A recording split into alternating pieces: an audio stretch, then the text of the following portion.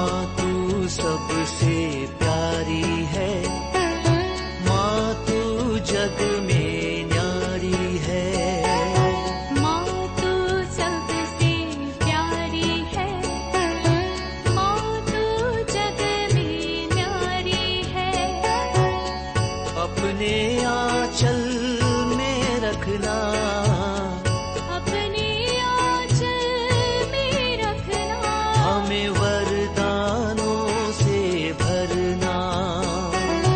माँ तू सबसे प्यारी है, माँ तू जग में न्यारी है। माँ तू सबसे प्यारी है, माँ तू जग में न्यारी है। Mr. Rajan Samuel, a great missionary in Hindi heartland, first class with distinction.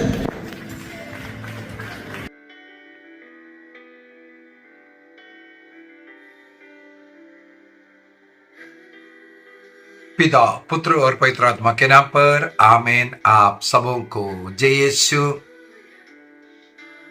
अनेकों लोगों का कंप्लेंट है, हम जितना भी प्रार्थना कर रहे हैं प्रार्थना का सुनवाई नहीं हो रहा है। और कभी कभी हमें हमारे मन में भी ऐसा लगता है क्या प्रभु हमारी प्रार्थना सुनता है कि नहीं, क्यों नहीं उत्तर मिल रहा है। कई लोग प्रार्थना करते करते थक जाते हैं, निराश हो जाता है। प्रार्थना करना, चर्च जाना सब छोड़ने वाला लोग भी। ऐसे लोगों के लिए आज का क्लास, यदि आप प्रार्थना कर रहा है, प्रार्थना का उत्तर नहीं मिल रहा है और आपके मन में डाउट है, मैं प्रार्थना करता हूं तो प्रभु मेरे प्रार्थनाओं को उत्तर नहीं देगा, इस प्रकार का सोच है तो अवश्य इस क्लास को देखना। और आपको ये क्लास अच्छा लगा तो अन्य ग्रुपों में अन्य लोगों को भी आप इस क्लास को डाल कर देना, ताकि वे भी ये क्लास को सुने, प्रभु में विश्वास करना और अनुग्रह आशीष प्राप्त करने की कृपा उनको भी मिले। मैं आज के इस क्लास में 7 कारण और उसका तोड़ भी साथ साथ बता कर दूंगा, क्यों हमारी प्रार्थना का सुनवाई नहीं हो रहा है। हमें ऐसा लगता है हमारी प्रार्थना का उत्तर नहीं मिल रहा है और उसके लिए हमें क्या करना चाहिए। 7 कारण। कैथोलिक कलीसिया का धर्म शिक्षा ग्रंथ 2735 और 36 और 37, यहां पर हम लोगों को प्रार्थना के विषय में पढ़ने के लिए मिलता है। वहां पर बताया है प्रार्थना करना भी एक मनुष्य के लिए बहुत मुश्किल है। प्रार्थना में लगे रहना और उससे भी मुश्किल है। यदि उस प्रार्थना करने वालों के जीवन में एक सुखपन उसका अनुभव होता है तो प्रार्थना पर आगे बढ़ाना ही मुश्किल हो जाता है। तो उसके लिए कुछ बातें वहां पर बता कर दे रहा है। हो सकता है हमारे विश्वास की परीक्षा हो रहा हो सकता है अब नहीं बाद में उसका उत्तर देना हो, इसलिए हमें प्रार्थना करते रहना चाहिए। प्रभु ने कहा मांगो और तुम्हें दिया जाएगा।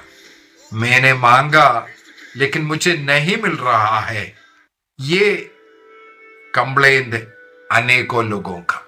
एक एक कारण थोड़ा सा ढूंढते हैं। कोई जरूरी नहीं मैंने जो बोला है वही कारण हो, कोई जरूरी नहीं मैं जो तरीके बता रहा हूं उसी तरीके से आपको उत्तर मिलेगा। आप अपना तरीका भी अपना सकता है, लेकिन बाइबल के आधार पर मैं आज 7 कारण बोल करके देना चाहता हूं। बाइबल में लिखा हुआ 7 कारण, उसको सबसे पहला नबी इसहाक का ग्रंथ अध्याय 59 वाक्य 2 में, आइज़ाया चैप्टर 59 वर्स 2, तुम्हारे अधर्म ने तुमको ईश्वर से दूर किया है। तुम्हारा अधर्म, तुम्हारे पापों ने तुम्हें ईश्वर से विमुख कर दिया। हमारा पाप, हमारा अधर्म हमें ईश्वर से दूर किया है, ईश्वर से विमुख किया है। इसका मतलब हो सकता है हमारे जीवन में कुछ छिपा हुआ पाप है जो प्रभु के आशीष के लिए ब्लॉक हो रहा है। एफेसियों का पत्र दिया 1:3 में संत पौलुस साफ साफ सिखाते हैं कि स्वर्ग का सभी वरदान ईश्वर ने ईसा मसीह के द्वारा हमें प्रदान किए हैं। यदि उन वरदानों के सूखापन, कमियां हमारे जीवन में है, उस वरदान आने में जो ब्लॉक हो रहा उसको दूर करने की जरूरत है। सबसे पहले उसका कारण हमारा पाप, हमारा अधर्म हो सकता है। कई लोग नियमित रूप से पाप स्वीकार करते हैं। हो सकता है कोई ऐसा पाप है जिसे हम लज्जा के कारण स्वीकार नहीं कर रहा है। ऐसा छिपा हुआ पाप है जो आशीष लाने में बाधा उत्पन्न कर रहा है। स्तोत्र ग्रंथ 66:18 के अंदर 66:18 के अंदर हम लोग पढ़ते हैं, यदि मैं मन में अनर्थ की बात सोचता तो प्रभु मेरी नहीं सुनता। अर्थात मेरे मन में भी बुराइयां भरा हुआ है तो उस व्यक्ति के मुंह से निकलने वाला प्रार्थना प्रभु नहीं सुनेगा। दूसरों के प्रति बुराई सोचने वाला, दूसरों के प्रति बुरे विचार मन में रखने वाले ऐसे लोगों की प्रार्थना प्रभु नहीं सुनेगा। ये स्तोत्र ग्रंथ 66:18 में लिखा है।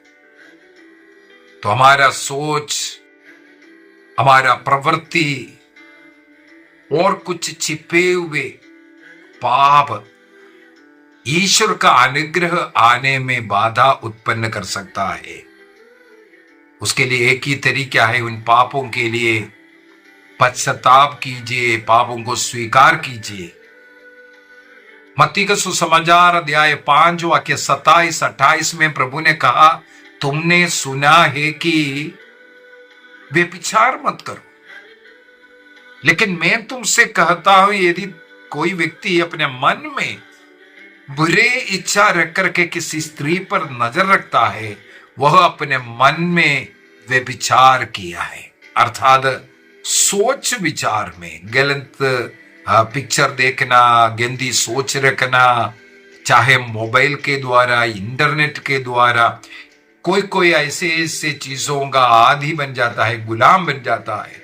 यह सब आपको स्वर्गीय अनुग्रह लाने में बाधा उत्पन्न करता है।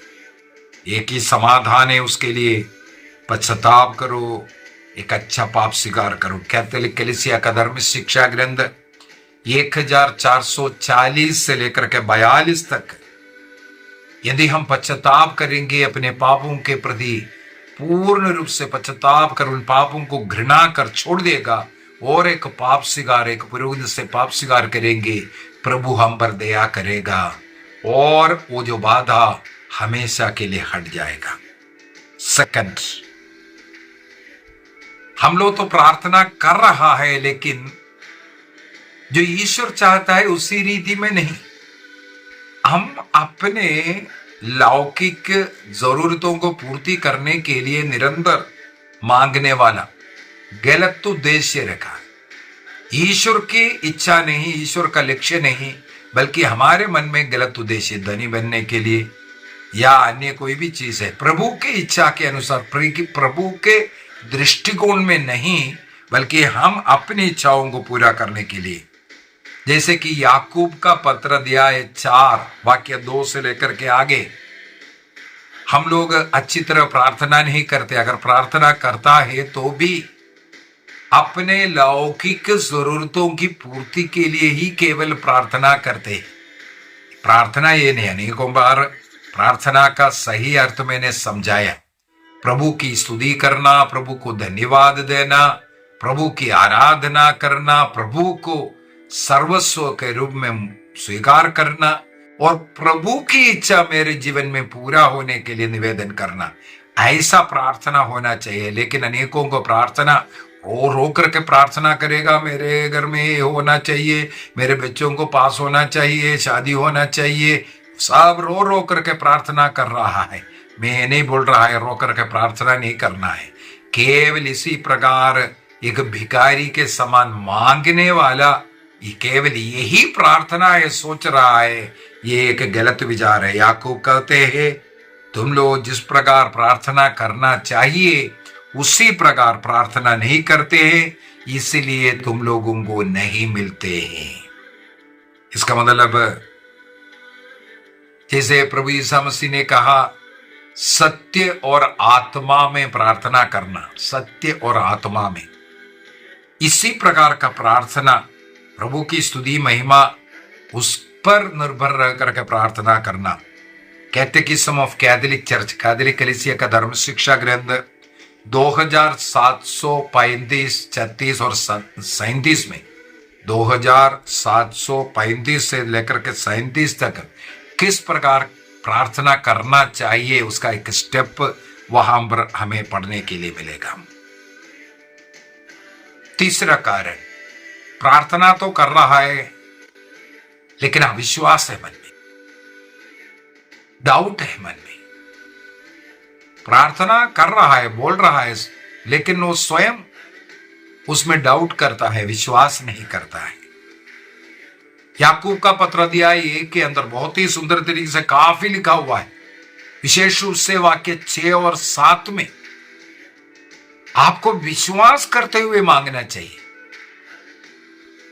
मन में भी एक संदेश नहीं होना चाहिए, बल्कि हमारे मुंह से, हमारे हृदय में केवल यही होना चाहिए, विश्वास का वचन। ये होगा इस प्रकार। इसलिए मार्कुस का सुसमाचार उसके अध्याय 11 वाक्य 24 में प्रभु यीशु मसीह ने कहा यदि तुम प्रार्थना के लिए खड़े हो तो पहले विश्वास करो कि वह तुम्हें मिल गया है। बहुत ही सुंदर तरीके से वहां पर मरकुस ने लिखा है, हमें सबसे पहले स्वीकार करना है मुझे ये मिल गया है, ये विश्वास करना जरूरी है, तब हमें मिलेगा। तो भरोसा प्रभु पर करना, विश्वास के साथ प्रार्थना करना और प्रभु पर निर्भर रहना, वही हमारा चट्टान है, सब आशीषों का स्रोत वह है। इस प्रकार का विचार कैथोलिक कलीसिया का धर्म शिक्षा ग्रंथ 2734 में 2734 में इस प्रकार प्रार्थना करना है करके लिखा हुआ है। चौथा, हम लोग प्रार्थना कर रहा है लेकिन नहीं दे रहा, इसका एक और कारण यह हो सकता है प्रभु का समय नहीं आए। जैसे हमें मालूम है पेतरुस अपने पत्र में लिखते हैं, दूसरा पेतरुस अध्याय 3 वाक्य 8 और 9 के अंदर, प्रभु के लिए हमारा 1 वर्ष 10,000 वर्ष हो, हजारों वर्ष हो, वो एक दिन के लिए भी है, एक दिन के समान है। एक दिन हजारों वर्ष के समान भी हो सकता है। तो प्रभु का समय नहीं है हमारा समय, ये समझने की जरूरत है। दूसरा एक और उत्तर ये है, मान लो एक छोटा सा बच्चा आग पकड़ने के लिए जाता है, हम लोग उसको पास में भी नहीं जाने देते। अगर कहीं ब्लेड पड़ा है, हम उस बच्चे को ब्लेड में स्पर्श करने नहीं देते। छोटे बच्चे अगर ब्लेड उठाते उसको एक थप्पड़ भी देगा, वो ब्लेड भी छीन लेगा, क्योंकि उसके हाथ में अगर वो ब्लेड मिल गया वो अपने हाथ को काट देगा, उसमें घाव होगा। इस कारण हम लोग नहीं देते। मान लो बच्चा बड़े हो गया, हम स्वयं बच्चे को ब्लेड देते हैं, लो जाओ शेविंग कर लो, जाओ नाखून काटो। हम लोग वो चीज जो बचपन में मना किया बड़े होकर के देते हैं। इसी प्रकार सब कुछ जानने वाला ईश्वर, हमारे हित के लिए कार्य करने वाले ईश्वर, हम मांग रहा है लेकिन नहीं देते हैं क्योंकि हमारा हित का नहीं है। ये हमें विश्वास करने की जरूरत है। हबक्कूक का ग्रंथ अध्याय 2 वाक्य 3 के अंदर यदि हम मांग रहा है उसमें कुछ विलंब भी हो, तब भी उससे प्रार्थना करना जारी रखना है, क्योंकि निश्चय ही समय पर उस पूरा होगा। प्रार्थना करना, मांगना बंद नहीं करना है, वो समय पर पूरा होगा। इसलिए धैर्य के साथ, सहनशीलता के साथ हमें प्रार्थना करते रहना चाहिए। परमेश्वर प्रभु कहीं देरी नहीं करता है, बल्कि समय नहीं आया इसलिए नहीं मिला, यह सोचना चाहिए। पांचवी बात, कभी कभी ईश्वर नहीं भी कहते, उसको हमें मानना चाहिए, विनम्रता के साथ उसको मानना चाहिए। दूसरा कुरिन्थी अध्याय 12 वाक्य 7 से आगे पढ़ेंगे। संत पौलुस स्वयं कहते हैं, उनके शरीर में कुछ कांटे हैं, उसको, उस दर्द, उस परेशानी, वो बीमारी दूर करने के लिए प्रभु से मैं 3 बार मांगा करके लिखा है। 3 बार मांगा, लेकिन प्रभु ने मना किया। प्रभु ने कहा, मेरी करुणा, मेरी कृपा, मेरा अनुग्रह ही तुम्हारे लिए काफी है, क्योंकि मेरा सामर्थ्य तुम्हारी निर्बलता में सिद्ध होते हैं। तुम निर्बल बने रहो, तुम बीमार बने रहो, तुम कमजोर बने रहो, तुम्हारे पास खाने पीने के लिए कुछ नहीं, ऐसी अवस्था में प्रभु के शक्ति सामर्थ्य प्रकट होता है। इसलिए कभी कभी प्रभु ना करेगा, हम जो मांग रहा है ना देगा। उसके लिए सबसे अच्छा और उदाहरण है, प्रभु ईसा मसीह गत्समनी में बार बार एक प्रार्थना किया। मत्ती का सुसमाचार अध्याय 26 वाक्य 36 से आगे हम लोगों को गत्समनी के उस घटना को पढ़ने के लिए मिलता है। वाक्य 39 में हम लोग देखते हैं, बार बार प्रभु कहते हैं, आबा पिता तेरे लिए सब कुछ संभव है, ये प्याला मुझसे हटा ले, फिर भी मेरी नहीं तेरी इच्छा पूरी हो। उस दुख कष्ट की प्याला हटने के लिए यीशु स्वयं प्रार्थना किया, लेकिन पिता ने वो प्याला नहीं हटाया, बल्कि लूकस का सुसमाचार में लिखा है, स्वर्गदूत को भेजा उन्हें ढारस बंधाया करके, वो नहीं हटेगा। हमारे जीवन में भी कई दुख कष्ट हमारे कल्याण के लिए, हमारे परिवार के कल्याण के लिए, अन्य लोगों के कल्याण के लिए सिद्ध होगा। इसलिए वो दुख, वो कष्ट, वो बीमारी नहीं हटाएगा। कैथोलिक कलीसिया का धर्म शिक्षा ग्रंथ 2737 में और 2611 में 2737 एंड 2611 में लिखा है, सच्ची प्रार्थना का लक्ष्य अपनी इच्छा को ईश्वर से मनवाना नहीं, बल्कि ईश्वर की इच्छा हमारे जीवन में पूरा होना है। हमारी इच्छा को मनवाना नहीं, वही पूरा होना, वो नहीं, उसी में अड़ी रहना नहीं, बल्कि ईश्वर की इच्छा हमारे जीवन में पूरा हो, ये आग्रह होना चाहिए। छठवां में,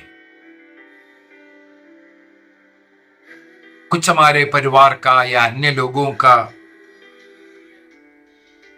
कुछ विशेषकर कुछ अन्य लोगों के साथ किए हुए जो अन्याय का कार्य, चाहे हमारे द्वारा या परिवार के अन्य लोगों के द्वारा जो अन्याय दूसरों के साथ हुआ, इस प्रकार का अन्याय ईश्वर की कृपा आने में बाधा हो सकता है। पेतरुस का पहला पत्र अध्याय 3:7 सबसे सरल उदाहरण है। पति पत्नी प्रेम में रहना,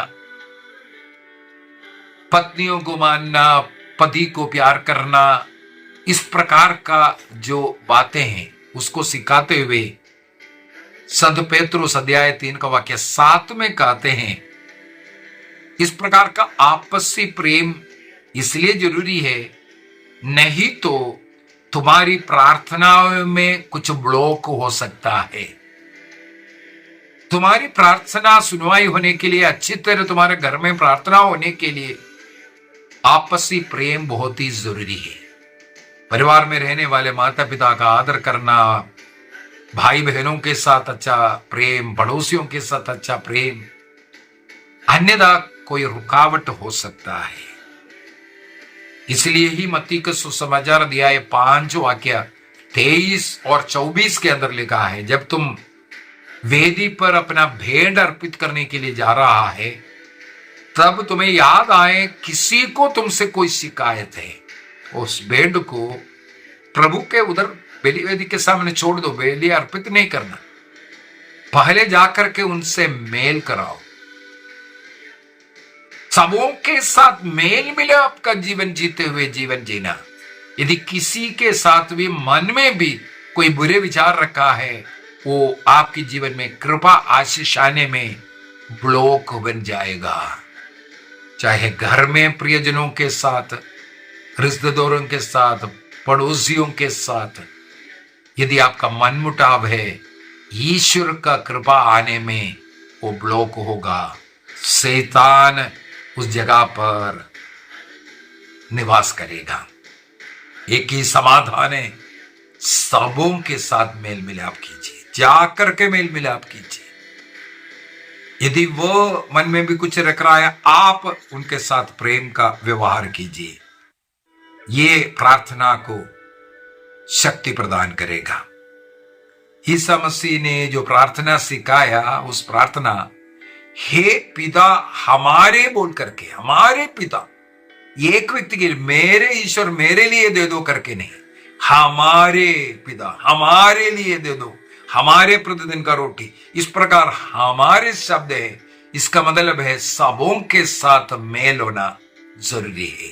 सबों को क्षमा करना, क्षमा मांगना, प्रेम भाईचारे में प्रार्थना करना जरूरी है। कैटेकिज्म 2840 में ये बात हमें सिखाते हैं। 7वां बात, कई लोग प्रार्थना करेंगे, इसके बाद उसको बंद करेंगे। उदाहरण में बताता हूं, कई लोगों बच्चे नहीं, संतान नहीं, उनको मैं कई बार बोल करके दे रहा हूं रोज क्या क्या प्रार्थना करना है, कौन सा वचन पढ़ना है। और पारिवारिक प्रार्थना धर्म शिक्षा पुस्तक के अंदर संतान के लिए प्रार्थना लिखा हुआ है और बोल करके दिया है, हर महीने में जो मासिक धर्म है, उस मासिक धर्म शुरू हो गया, उसका 5वां दिन से इस नोवेना प्रार्थना रोज करो। 9 दिन के लिए प्रार्थना करना, इसके बाद पति पत्नी एक साथ रहना 1 सप्ताह, और उस दिन से आप लोगों को गर्भस्थ बच्चे के लिए प्रार्थना करना। उसके अंदर 2 प्रार्थनाएं, पारिवारिक प्रार्थना धर्म शिक्षा पुस्तक के अंदर 2 प्रार्थनाएं इस प्रकार दिया हुआ है। अनेकों लोगों को बोलकर कर दिया, जब तक बच्चा नहीं मिलेगा ये नोवेना प्रार्थना करो, इसमें क्या क्या करना है मैंने बोल करके दिया। बाद में पता करते हैं, बस ब्रदर 1 महीना किया या 2 महीना किया, इसके बाद थक गया है। लेकिन प्रभु का वचन क्या कहते हैं? लूकस का सुसमाचार उसके अध्याय 18 वाक्य 1 से लेकर के पूरा वो पैराग्राफ 8 तक का वचन। लूकस का सुसमाचार अध्याय 18 साफ साफ सिखा रहा है। प्रभु ईसा मसीह ने कहा, प्रार्थना करने में तुम छोड़ना नहीं, हिम्मत नहीं हारना। बोलता हिम्मत नहीं हारना, हिम्मत नहीं हारना चाहिए, सदा नित्य निरंतर प्रार्थना करना चाहिए। प्रभु आग्रह करता है हम नित्य निरंतर प्रार्थना में रहे।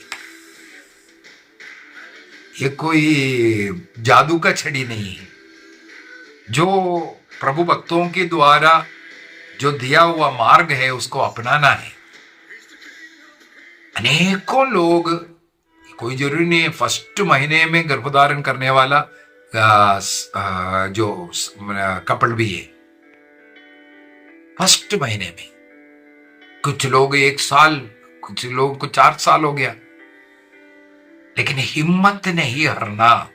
मैं मेरे कई रेटिटो में बोल करके दिया हुआ एक घटना, एक महिला इसी प्रकार 35 ईयर में, केरल का घटना है, 35 साल का उम्र हो गया, बच्चा नहीं था। वो हर महीने में केरल के मुरिंग और डिवाइन रिट्रीट सेंटर में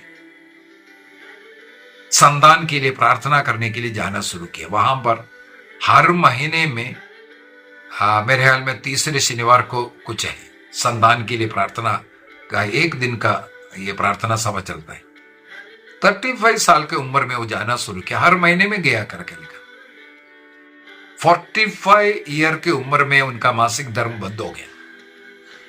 इसके बाद फिर वहां जाने से कोई फायदा, नेचुरल तरीके से, कुदरती तरीके से जो संतान होना चाहिए वो समाप्त हो गया।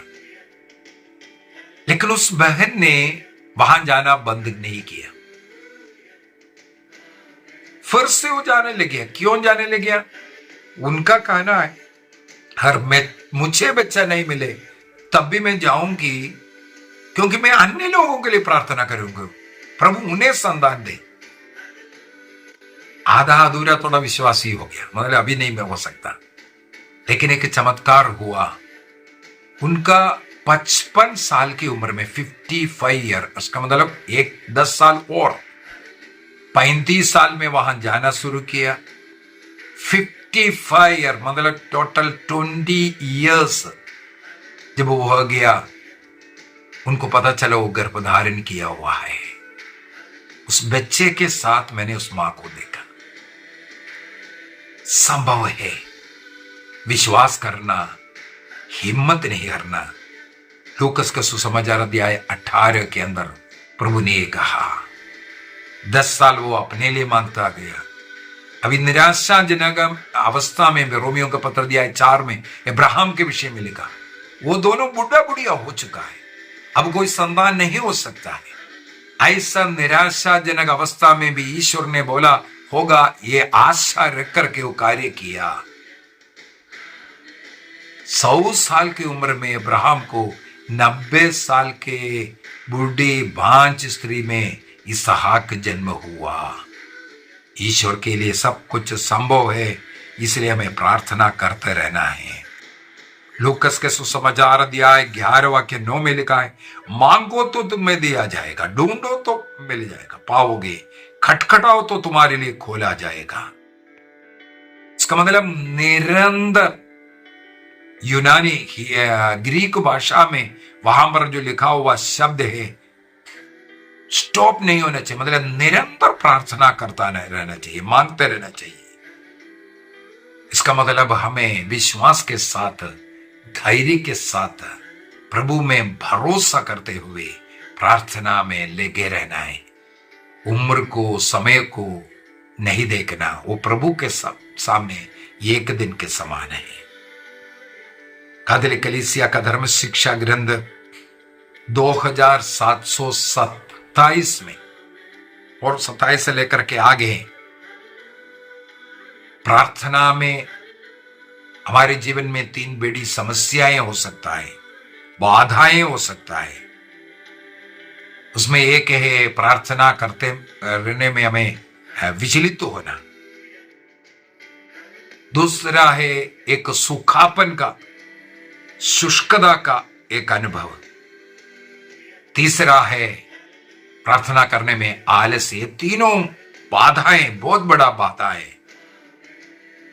एक प्रार्थना में हृदय लगा कर, मन लगा कर प्रार्थना नहीं कर सकता, विचलित होना। दूसरा प्रार्थना करते करते थक रहा है, इसलिए एक शुष्कता या ड्राइनेस अपने जीवन में होना। तीसरा है आलस्य का स्वभाव। यदि ये 3 स्वभाव हमारे अंदर है तो उसको दूर करना और धैर्य के साथ, प्रेम के साथ, विश्वास के साथ हमें प्रार्थना करना है। कैथोलिक कलीसिया का धर्म शिक्षा ग्रंथ 2830 में लिखा है, प्रभु यीशु मसीह ने कहा, आज की रोटी हमें दे। कई बार हम लोग केवल आज का रोटी हमें नहीं, मुझे, मेरे परिवार को, मेरे कुटुंब को, मेरे आने वाले पीढ़ी को खाने के लिए रोटी आज ही इकट्ठा करके रखने का प्रयास करते हैं। हमारे आवश्यकता को जानने वाला प्रभु हमसे मांग रहा है आज का रोटी मांगने के लिए। हमें इस प्रकार योग्य प्रार्थना करते रहने की जरूरत है। आइए हम अपनी आंखें बंद करें। आज हम विशेष रूप से 7 बातें, क्या कारण है हमारी प्रार्थना ना सुनवाई हो रहा है, और उसका 7 समाधान हम लोगों ने मनन चिंतन किया।